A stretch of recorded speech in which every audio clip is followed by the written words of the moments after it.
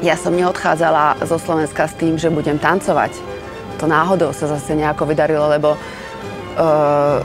ja som v prvom rade dokončila školu a keď sme mali dokončenú školu, tak sme sa rozhodli emigrovať. Ani nie len kvôli tancu, jednoducho zo zvedavosti, lebo sa nám tak nejak tí západňari zdali takí nejakí podivní v tých svojich krásnych šatách a takí vyveselení a šťastní a ty máš 18 a máš auto, no to je zase nejaké divné. Nám tu vykladajú, že vy sa tam máte tak zle všetci.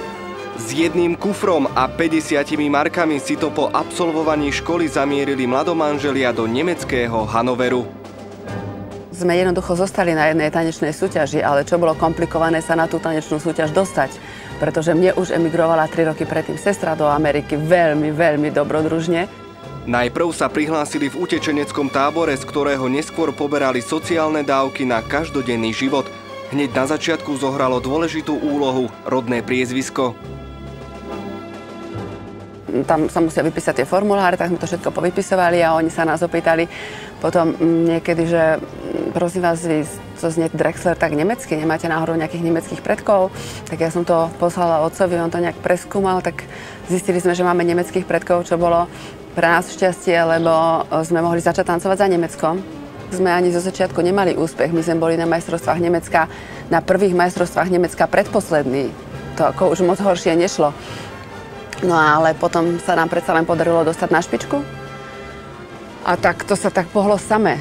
Potom sme mali úspech a začali sme tým zarábať peniaze, začali sme lietať všelikde po svete, hore dole, všade nás chceli vidieť a už sa z toho vlaku nedalo vystúpiť. Tak a toto už je Tatiana Drexler v časoch najväčšej slávy so svojím vtedajším tanečným partnerom a zároveň aj manželom.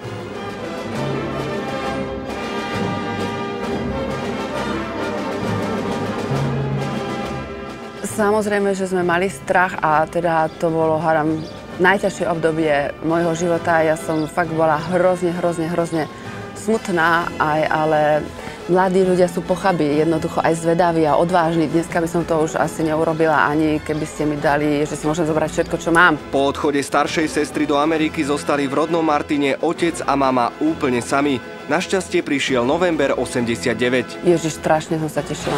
To bolo pre nás úplne...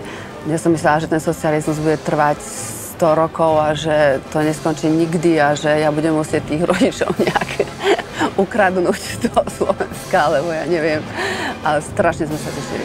A to bolo úžasné, my sme boli niekde na súťaži a ja si pamätám tú chvíľu, jak tam od tej hranice východonemeckej išli kolóny trabantov.